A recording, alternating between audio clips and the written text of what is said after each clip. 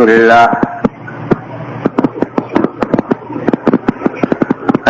لله نحمده ونستعينه ونستغفره ونؤمن به ونتوكل عليه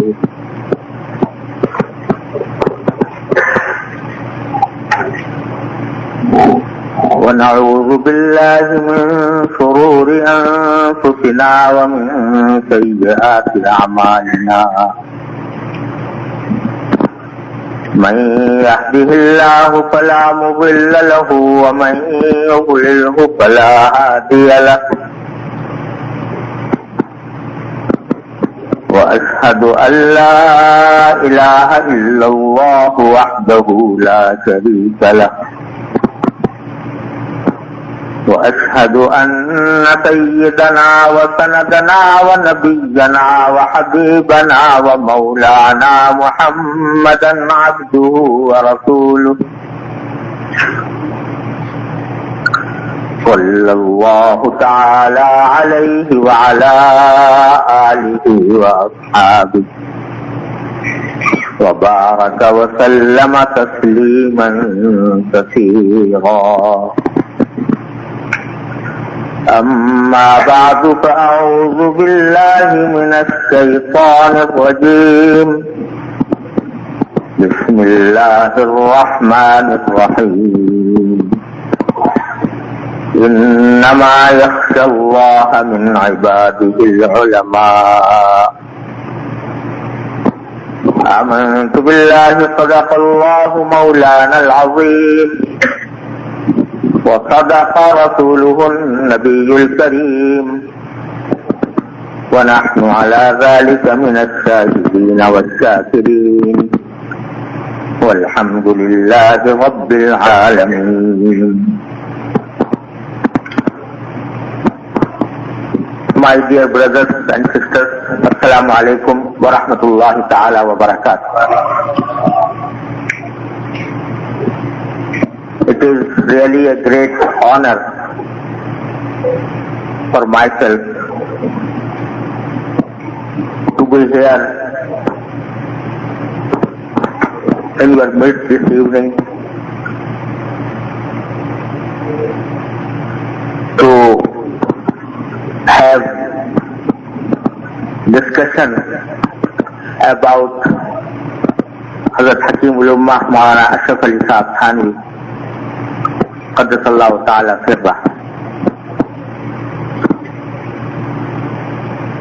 I am getting old and therefore I am always reluctant to undertake long journeys. But when my brother Yahya wrote to me that he is going to have a special meeting or a series of meetings about Hakimul Ummah Hazrat Maulana Ashraf Thanwi Qaddasallahu ta'ala and his teachings and the formidable work he has done, then I could not help myself accepting this invitation. Because Hakimul Ummah Hazrat Maulana Ashraf Thanwi rahmatullah alayh has always been my ideal since my very childhood. And the more I read about him, the more I studied his books, his work, my love for this great person has been increasing. Unfortunately, I had no occasion to see or to meet Hazrat Maulana Ashraf Thanwi rahmatullahi alayhi, because he had expired before 3 months before I was born. He expired in the month of Rajab,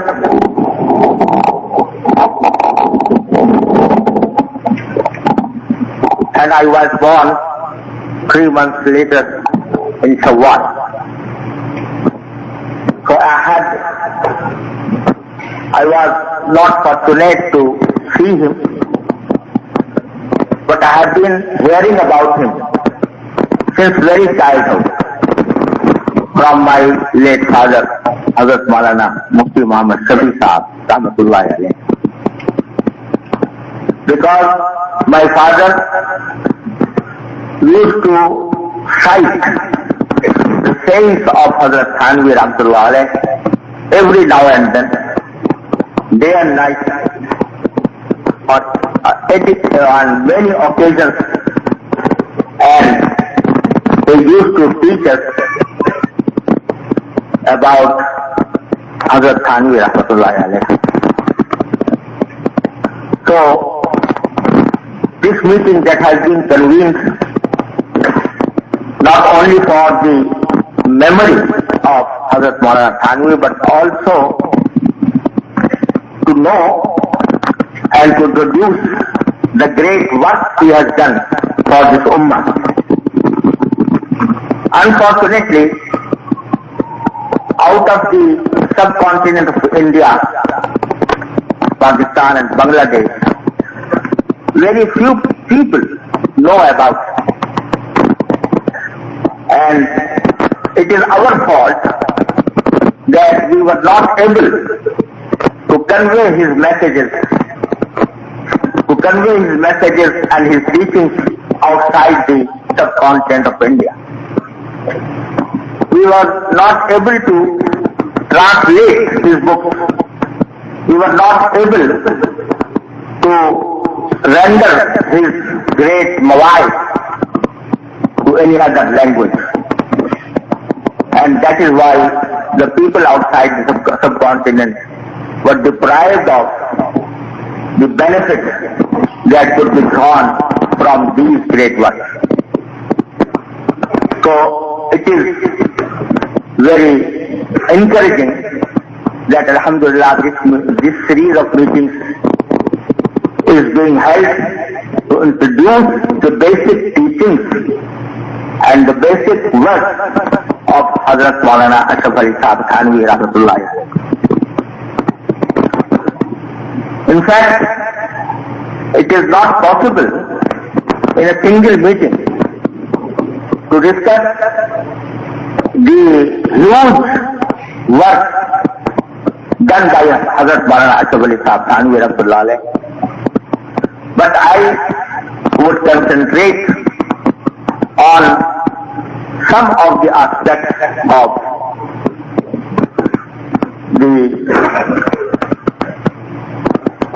the work done by Hazrat Maulana Ashraf Ali Sahab Thanwi Rahmatullahi.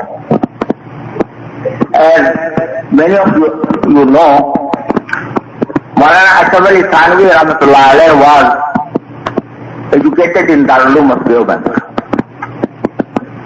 And when he studied in Darul Uloom of Deoband, he was the pupil of Hazrat Shaikhul Maulana Mahmud Hasan Sahab Rahmatullahi alayhi, and many great ulama. And while studying there, he concentrated himself to get education and did not turn to any other. He had many relatives in the same town of Deoband, but he never went there and concentrated himself to get education. After which he was appointed as a teacher, as a professor in General Room in Kanpur, and where from the great preaching spread all over India. Then, beginning from because when we speak of Islamic studies, first of all, there is a tafsir of Quran. Secondly, hadith. ahadith of Rasulullah sallallahu alaihi wasallam. Thirdly, Islamic jurisprudence and Islamic fiqh. And fourthly, the tazkiyah or ihsan or tariqat or tasawwuf, by whatever name you call it. Hazrat Maulana Thanawi rahmatullah alayh has formidable work on in all these spheres. As for tafsir of the Quran, he has the wonderful tafsir of Bayaan al-Quran, although written in Urdu language, and sometimes it is presumed that being in Urdu, it addresses the needs of the common people. But I quote Hazrat Maulana Anwar Shah Sahab Kashmiri rahmatullah alayh, Allama Anwar Shah Kashmiri rahmatullah alayh, an ocean of knowledge, such a great person, about whom Maulana Taqi Usmani rahmatullah alayh used to say that perhaps no book has been left by Maulana Anwar Shah Kashmiri, but he has underwent the study of that book. And Hazrat Maulana Thanawi rahmatullah alayh himself used to say that when Allama Anwar Shah Kashmiri comes before me, I feel a sense of awe of the knowledge he has. Allama Anwar Shah Kashmiri rahmatullah alayh used to say about Bayaan al-Quran, the tafsir written by Maulana Thanawi rahmatullah alayh, that this tafsir is not for laymen or common people. This is beneficial for the ulama, and the real value of this tafsir comes out when a person goes through all the tafsir, Arabic tafsir, and then he turns to Bayaan al-Quran. He will find that Maulana Thanawi rahmatullah alayh has summarized the basic principles and basic interpretation of the Holy Quran, which makes one needless to turn to other tafsir. So this is what he has done about the tafsir of Holy Quran. Another aspect which I have noticed, because I used to study his mawa'id in his lectures or his dissertations, I always keep one of his mawa'id on the side of my bed, and before sleeping I at least read one page from the mawa'id. So by going through the mawa'id, I noticed that when he quotes an ayah of Holy Quran and then explains that ayah, sometimes the explanation given by him and the details of the ayah given by him in his mawa'id is not found even in Bayaan al-Quran. And they are so elaborative and so valuable for a seeker of knowledge that I try to collect all these passages from this mawa'id, and alhamdulillah, this was published in 4 volumes in the name of Ashraf. So if you come to that, you will find that the fine points given by Hazrat Maulana Thanawi during his mawa'id are not found in any tafsir. And it is perhaps because Allah subhanahu wa ta'ala, through his ilham and inspiration, gave him some points about the delicate subject of the Quran, of the Holy Quran. So this is another aspect of his service to the tafsir of Holy Quran. Turning to the ahadith of Rasulullah sallallahu alaihi wasallam, he has been teaching all the books of ahadith for several years in Janalum, Kanpur, and then in Thanawi also. But his great work that he has undertaken and was completed by his pupil Maulana Mufti Taqi Usmani is Allow Sunan, which has two introductions, detailed in the introduction, the like of which you will never find in any other book. Turning to the Islamic fiqh, he has been writing Fatawa and Imdadul Fatawa. Imdadul Fatawa is the collection of his Fatawa. There is Fatawa he has delivered throughout his life. It has been published in 6 volumes, and the ulama can really appreciate the valuable discussions about very delicate subjects of fiqh. And Alhamdulillah, it has been a book of reference for all the muftis, knowing it's a Urdu speaking or who know Urdu and can benefit from Urdu language. Although it is also in Urdu, but it is of benefit for the ulama, for all ulama throughout the world. So these are some, basic words of Hazrat Maulana Thanwi about the branches of knowledge that are called ulumul wahid. But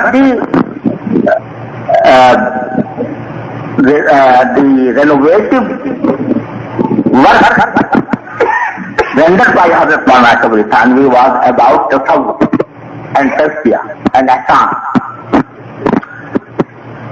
The days in which Hazrat Maulana Thanwi started his work, in those days there were two extremes about the concept of tasawwuf or tariqat. Some people argued that tasawwuf has nothing to do with Sharia.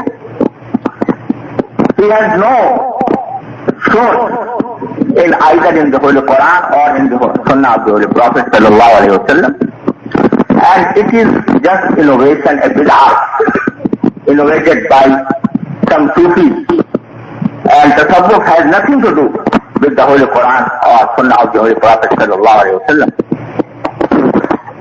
Hazrat Maulana Thanwi was explained the basic sources of tasawwuf from the Holy Quran and Sunnah of the Holy Prophet sallallahu alaihi wasallam. There was another extreme in the very day, and particularly in many parts of India, where tasawwuf was actually a bid'ah, because tasawwuf was perceived to be something over and above the ulum al-Quran or ulum al-Sunnah. Sufis were called the people who did not pay any heed to the dictates of Holy Quran and Sunnah of the Holy Prophet. They just said that it is enough for a person to purify his heart, and this purification, for that purification, they adopted some ways that were quite against the dictates of Sharia. They had concentrated and they said that tasawwuf or tariqa is only some some dreams or trust or ilham or karamat, etc. And this way they have totally distorted the basic concept of tasawwuf. So, the basic work of Hazrat Maulana Ashraf Thanwi was that he brought to the light the basic concept of tasawwuf as derived from the Holy Quran. Because Allah subhanahu wa ta'ala then sent the messenger, sent the Holy Prophet Muhammad sallallahu alayhi wa sallam. He told the people that he has been sent for four objectives. يَتْلُو عَلَيْهِمْ آيَاتِهِ وَيُعَلِّمُهُمُ الْكِتَابَ وَالْحِكْمَةَ Kitab wal-Hikmah وَيُزَكِّيهِمْ. It means that only recitation of the Quran is not enough. Only having the knowledge of the meaning of the Quran is not enough. Only having the wisdom is not enough. But there is something over and above these things that is needed for purification of the Ummah. That is called Taqi. What was this Taqiyah? This Taqiyah, in fact, referred to the same thing about which the tasawwuf speaks. And to explain it a little bit is that the acts prescribed by the Holy Quran and Sunnah of the Holy Prophet sallallahu alaihi wasallam are of two kinds. Some acts relate to our outward actions that are visible, that can be seen, that can be perceived. For example, performing salah. This is an act that can be seen, is visible act. Or keeping fast, or paying zakah, or performing hajj or umrah. All these acts are visible, physically visible.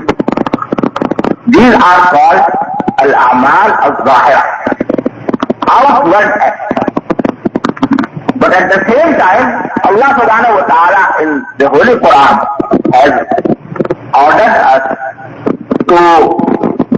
has prescribed for us certain acts that are not visible, that relate to our inward qualities. For example, Allah subhanahu wa ta'ala has commanded us to keep patient. وَاصْبِرْ وَمَا صَبْرُكَ إِلَّا بِاللَّهِ يَا أَيُّهَا الَّذِينَ آمَنُوا اصْبِرُوا وَصَابِرُوا وَرَابِطُوا. Sabr is something that cannot be visible, cannot be performed through our outward body.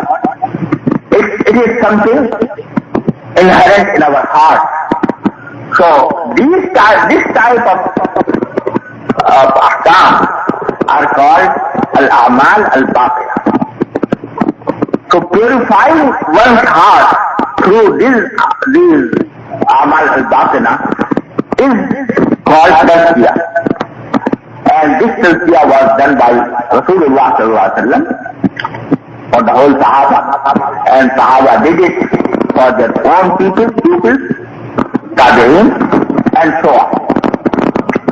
So, tasawwuf actually means to purify one's inner qualities, akhlaq. And it can be explained, to put it another way, we have in our body some organs, limbs, etc., some parts of our body. And the beauty of our body,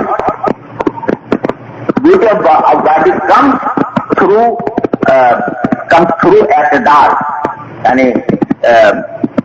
Something should be, for example, if a person is very tall,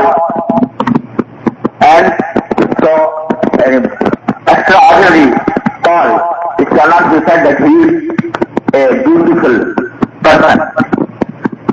Or if his nose is too big or his ears are too big, he cannot be called a beautiful person. So, this is the beauty of our outward body. But this outward body is called in Arabic as khalq. But there are some aspects of our life that are not visible. They are in our heart, which are called in Arabic as khuluq. The first part is khalq and the second part is khuluq. And the beauty of both these things is needed for a perfect person. Therefore, Rasulullah has teached us that when you stand before a mirror and see your own face in the mirror, what should you say? Allahumma ahsanta khalqi fa ahsin khuluqi. Allah, you have beautified my outward body. So therefore, may Allah, you make my inner qualities also beautiful.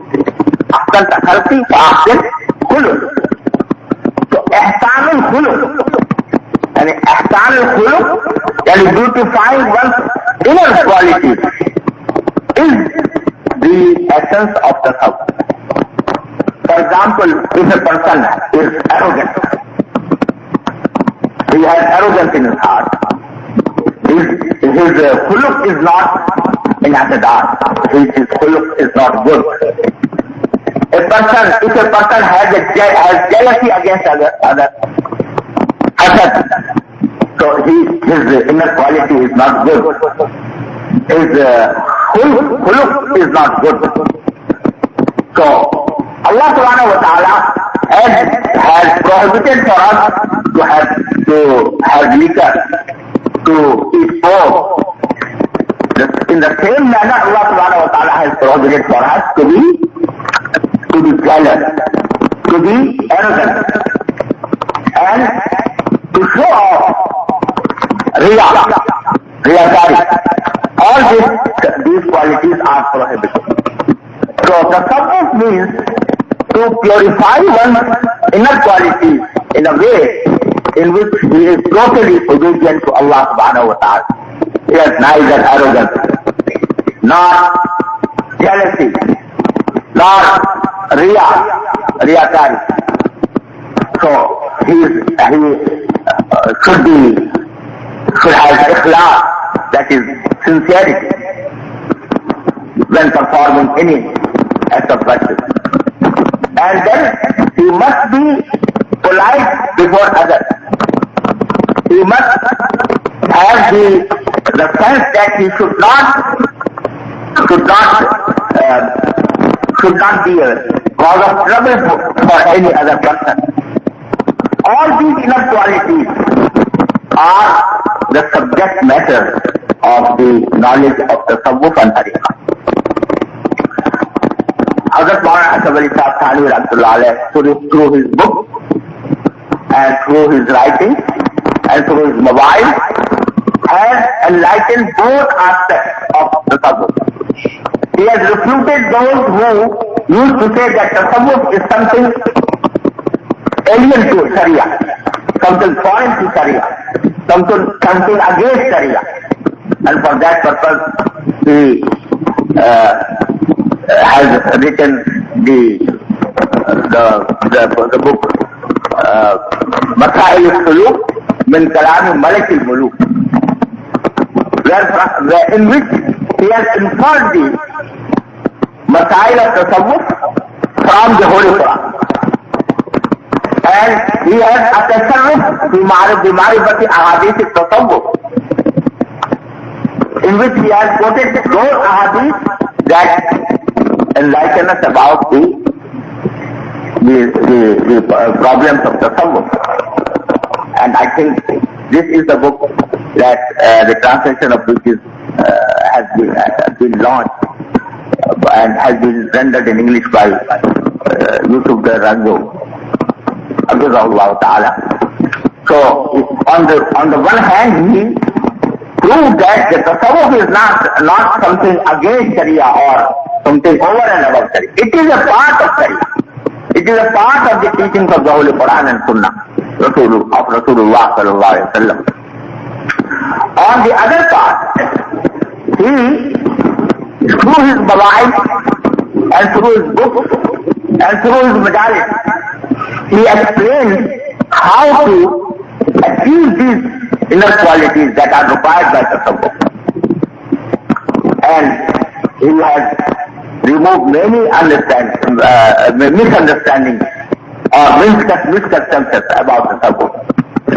For example, he used to say that one basic requirement of tasawwuf is that a person should not be a cause of any trouble to any other person. And I recall that my elder brother, Muhammad Taqi Usmani, rahimahullah ta'ala, when he was young and he learned to write, so my father, Mufti Taqi instructed him to write the first letter to Hazrat Maulana Thanawi. So when he learned how to write, the first letter he wrote to Hazrat Maulana Thanawi. But obviously he was learning how to write, so his writing was not so good.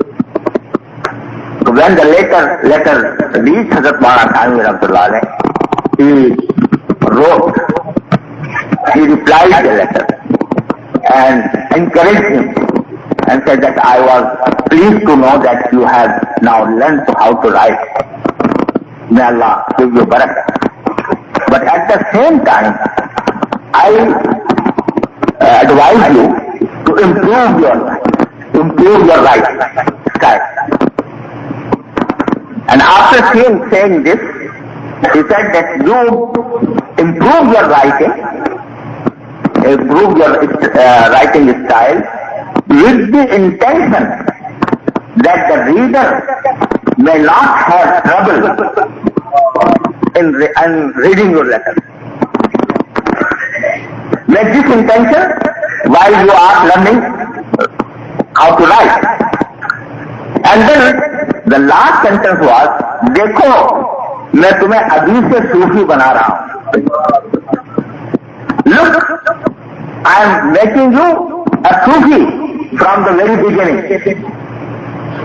So, if a common man who does not know about tasawwuf, he thinks that tasawwuf is only to have muraqabah and that's an ilham and sitting on the musalla and making dhikr, etc.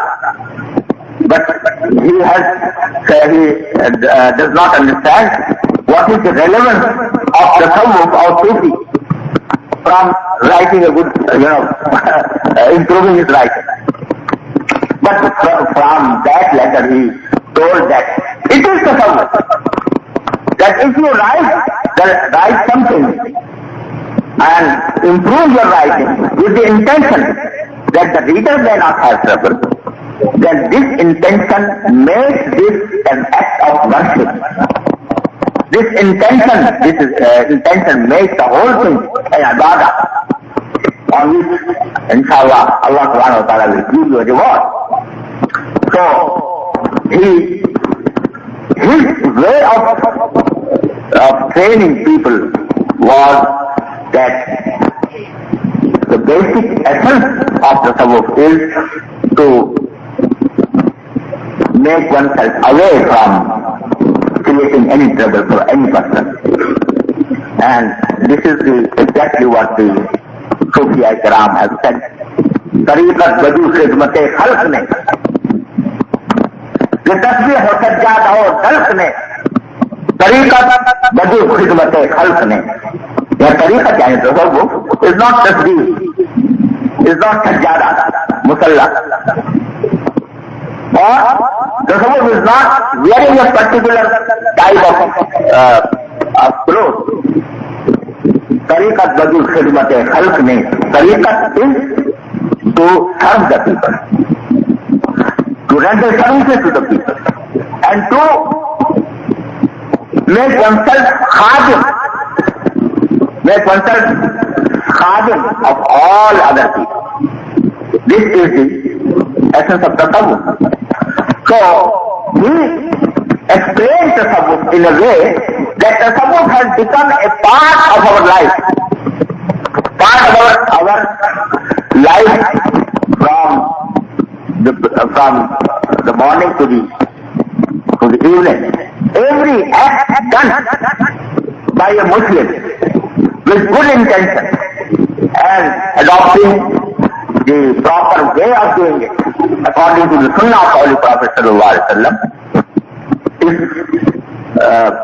is tasawwuf. And therefore, Hazrat Maulana Thanwi rahmatullah alayh used to say that when someone becomes my murid, murid who makes that of tasawwuf on my hand, and I come across some of his thoughts about the zikr or shaghl or muraqabah. So I do not pay much attention to it. But if I come across a person who is my murid and still he makes trouble for others, then I used to hate that person. Once Hazrat Maulana Thanwi rahmatullah alayh made a person a khalifa of him. Khalifa, that he has given ijazah to him to take bath of others. That khalifa once came to him, traveling to Thanawi, and came along with his child and presented that child before Hazrat Maulana Thanwi, that I have brought this child in order to seek dua about this child. Please make dua for him. Hazrat Maulana Thanwi made dua for him. May Allah give him barakah. Then he asked the Khalifa, what is the age of this child? He said, his age is 13 years. Maulana Thanwi asked him, did you purchase a full ticket for him? Did you purchase a full ticket of railway ticket for him, or half of the ticket? He said, half of the ticket. He said, why? Because according to the rules, if a child is above 12 years, he is charged full fare of the transport. How did he said, in fact I did not pay attention to it, and he looks like less than 12 years. Hazrat Maulana Thanwi said to him, I withdraw my khilafah, because he said, Maulana, आपको तसव्वुफ की हवा भी नहीं लगी, and you did not even have the air of tasawwuf, because tasawwuf is to comply with all the dictates of Sharia. This train is not here. Train is owned by someone else. He has made some rules. You must abide by those rules. If you violate those rules, this is against Sharia.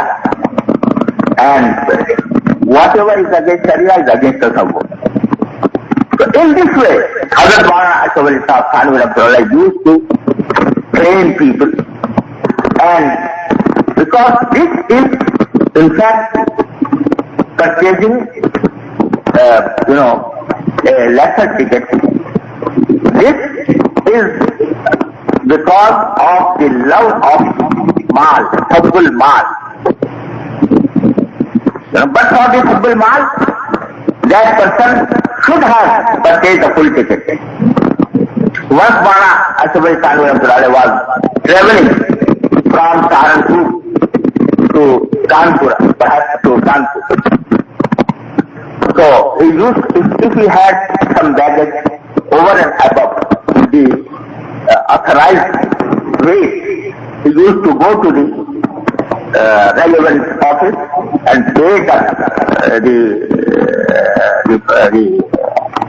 the extra fare for the baggage.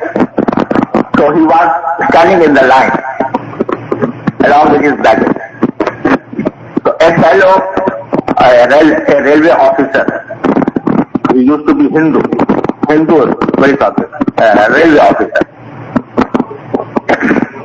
He knew Hazrat Maulana Thanwi, knew his piety.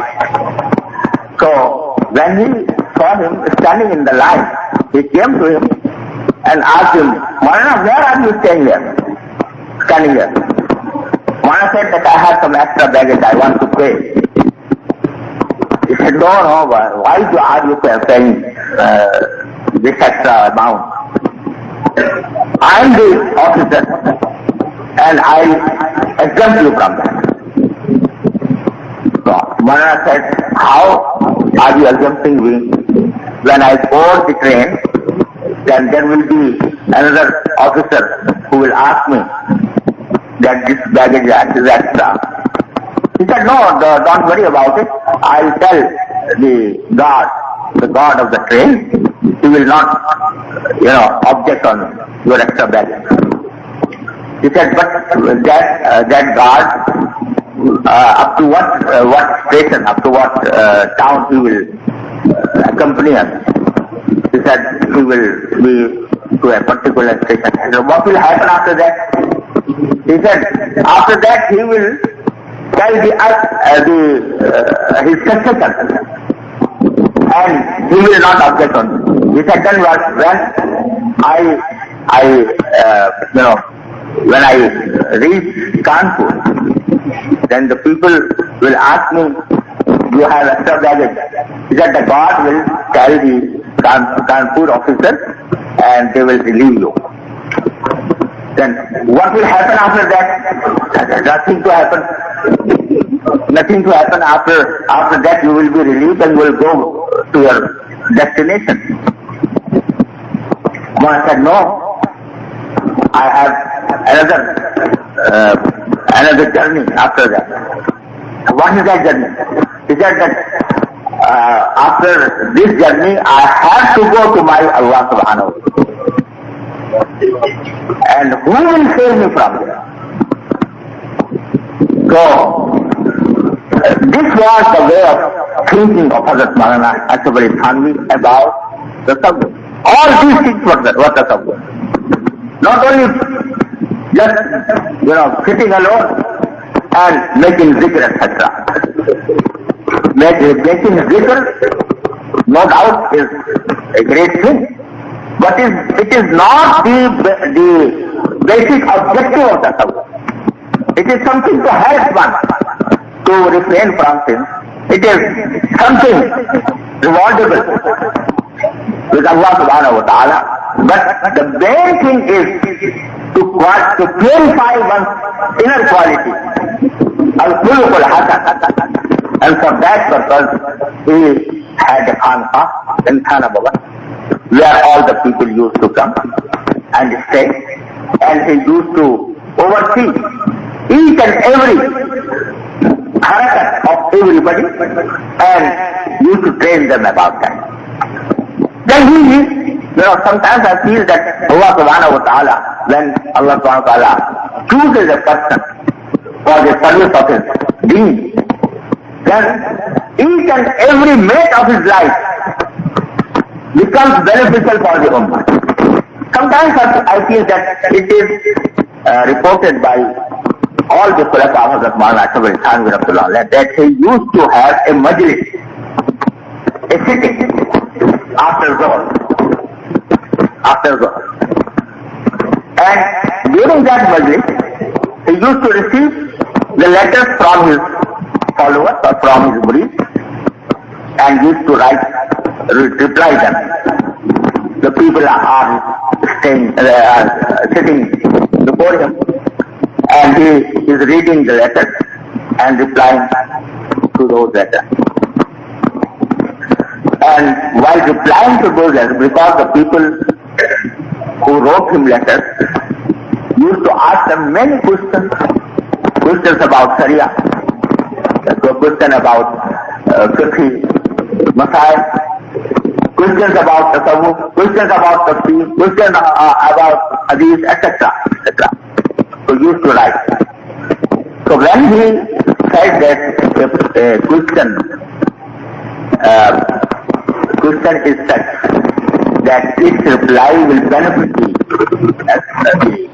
those present here, they used to say that a person has asked me this question and I am writing his reply in these words.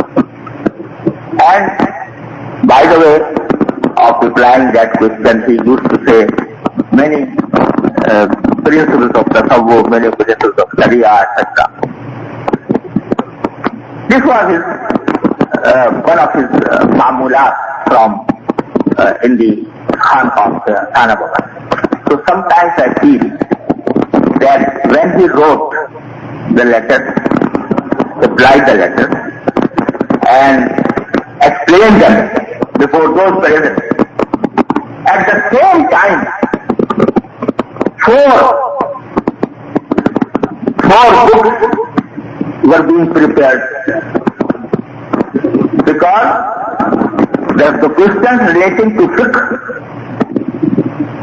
and the fatwa given by him, that was classified separately and was published in Mundadul Fatawa, 6 volumes. Whatever he explained before those present were recorded in writing, and those are published in the shape of Malfuzat. 20 volumes of Malfuzat. Same majlis.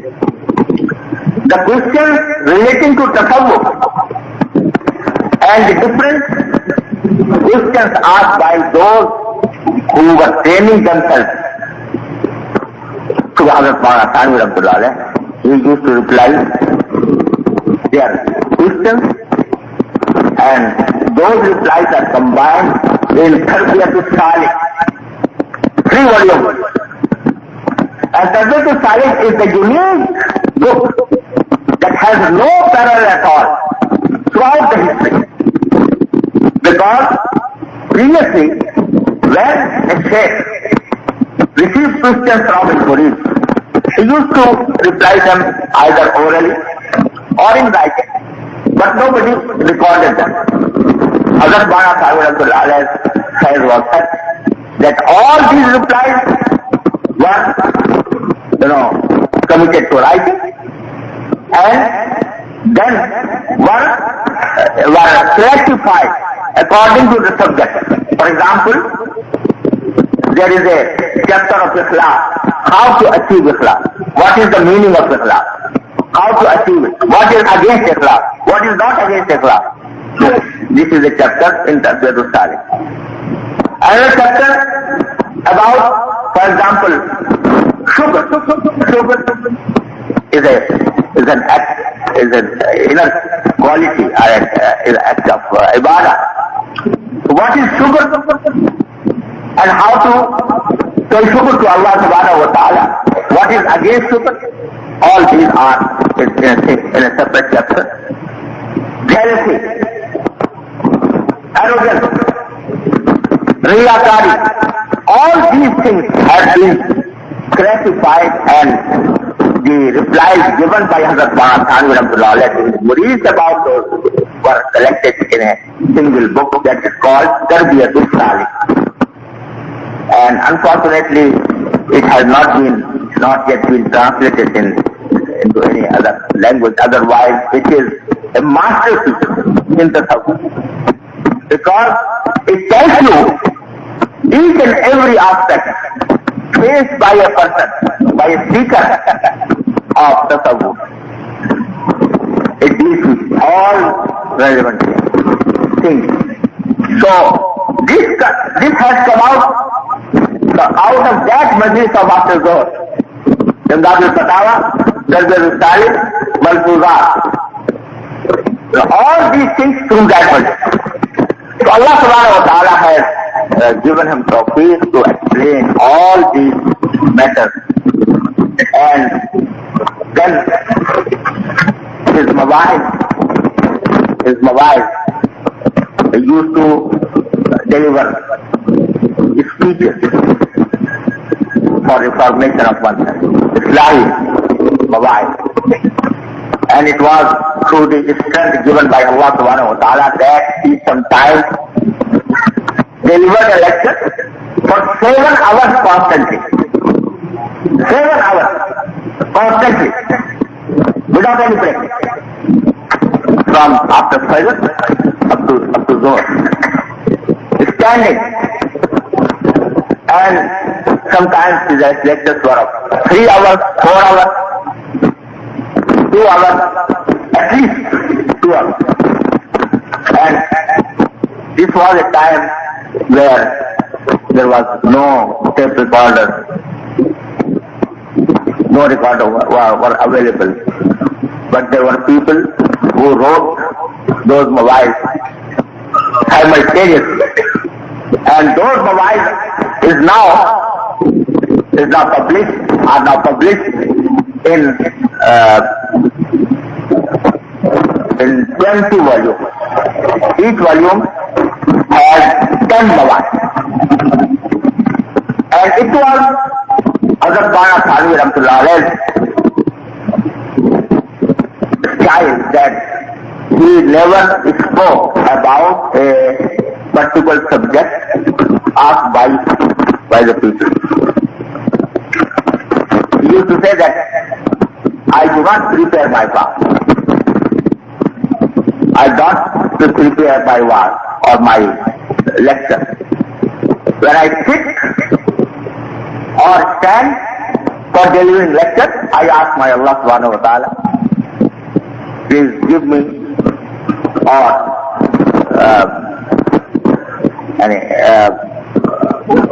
give me tawfiq to say such things that may be beneficial for the audience. And then the flow of subject came and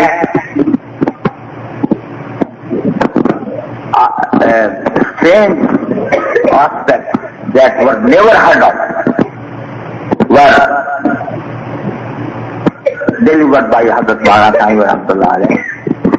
But at the same time he used to say that it is only Allah's tawfiq. It is only Allah's tawfiq. I have no knowledge. I have no piety. This is Allah's tawfiq that He puts in my heart those things that are beneficial for the audience. Once there was a big assembly, big majma, and he was invited to deliver one. He stood up, he himself tells this story, that I stood and he used to recite the khutbah, the same khutbah as I have recited right now. So he said that I recited the khutbah, and normally when I recited khutbah, ayah of Holy Quran used to come to my heart and I started explaining. But at that time, while reciting khutbah, no ayah came to my mind. Then an ayah, I recited an ayah of Holy Quran. And I was under the impression that I explained this ayah. And during that explanation, inshallah, there will come something that may benefit the audience. But he said that I translated the verse of the Quran, but nothing came to my mind. Second, I translated it again, for the second time. Nothing came. Thirdly, and after that, I felt that it is not Allah's will at this moment that I delivered it. So I told the audience frankly that although I have recited this ayah translated, but nothing is coming to my mind to say. So therefore I apologize and wa akhiru da'wana alhamdulillah. Stop. Because the main purpose was to give nasiha with ikhlas, sincerity. Not because he was showing himself as a lecturer or as a wise or as an alim. When the mind was stopped, then we stopped the lecture and just went away. So this type of person, when he renders his services with ikhlas for the pleasure of Allah subhanahu wa ta'ala, not to show himself as alim or as wise or as sufi. So then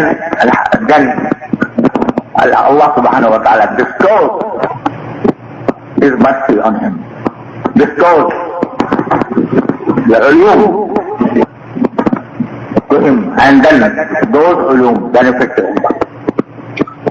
And this is what exactly happened with Hazrat Maulana Ashraf Thanwi, rahmatullahi ta'ala alayhi. Now, unfortunately, even in our day, and particularly in Western countries, there is a craze of Sufism. Many people, Orientalists, many people who are not even Muslims, they are writing books on Sufism. And Sufism is taken as a shield against Sharia. And there is a movement throughout the world, especially in Western countries, that they praise Sufis, they preach that one should be a Sufi. But the Sufi means, according to them, Sufi means a person who does not care about the ahkam of Sharia. Sufi means who plays music. Sufi means who, trains people in muraqabat or yoga or something like that. And they say that this is the purification of one's spirit. These are the spiritual things. So this has nothing to do with real Sufism. Real Sufism is what the Holy Quran and Sunnah of the Holy Prophet sallallahu alaihi wasallam. All the big Sufis, Shaykh Abdul Qadir Jilani rahmatullah, Mufti Taqi Usmani, Nizamul Awliya rahmatullah, Fariduddin Gansagar rahmatullah. Every big Sufi has said in so many words that Sharia is the main thing. If one doesn't follow Sharia, if he doesn't follow Sunnah of Rasulullah sallallahu alaihi wasallam, it can never be a Sufi. So, my young brothers who sometimes hear about this Sufism must be aware of this misguidance that's given by those people who say that Sufism is something against Islam or against Sharia. once, I was in Darul Uloom.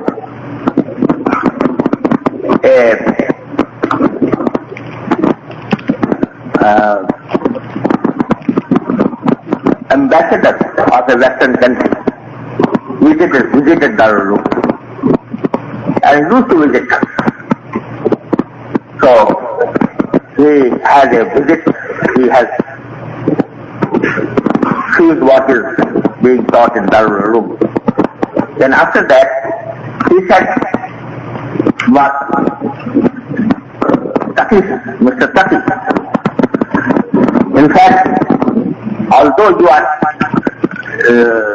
are educating people in Islamic studies, that is nice and good, but you pay more attention to Sufism, and you must promote Sufism. So ask, what kind of Sufism you do mean? He said, at least there should be some music to be played in the room. So these are some spiritual matters that should be undertaken, and the people and the students should be trained, because you have a very rich history in the subcontinent. You have a very rich culture in Sindh, in Punjab, in Kharaz, etc., in frontier. And I have gone through all these cultures and found them that while they are on a tomb of a big Sufi, they make qawwali, they play music, and they dance. So this dance and this music and this is something to improve one's spirit, and this is a spiritual thing that you should pay attention to. Then I told him that perhaps you have studied Sufism by seeing these people dancing over the tombs of the big Sufis and playing music, or perhaps you have studied some Western books on Sufism, but let me tell you what Sufism is. Then I explained to him. So he was wondering. He said, "Oh, I thought quite opposite of this. I thought that this Sufism is something spiritual and it has nothing to do with the outer act of it. So if someone does not follow the outer act or injunctions of the Sharia, then still he follows these things, and spiritually he calls Allah subhanahu wa ta'ala while dancing, while playing music, etc. Then he will be a big Sufi, and he will be completing the basic objective for which the passengers came here." So this is the concept of Sufism that is being promoted intentionally sometimes, and in order to avoid the injunctions of Islam. So my young brothers present here should be very careful and should be aware of this movement that is going on. If they study Maulana Ashraf Thanwi Rahmatullah, they will find the true essence of the tasawwuf, inshallah.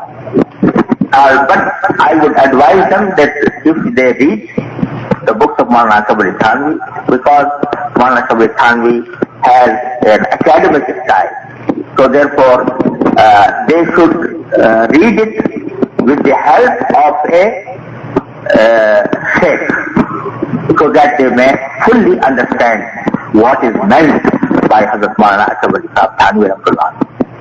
With these few words, I pray Allah subhanahu wa ta'ala that He may give us guidance and may make us understand the true spirit of Islam